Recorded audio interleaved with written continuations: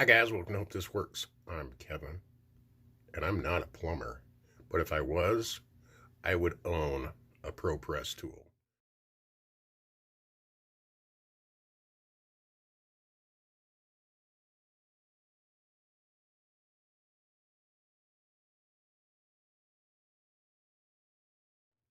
A plumber came to our house the other day and installed these Pro Press fittings, installed a hose bib for us.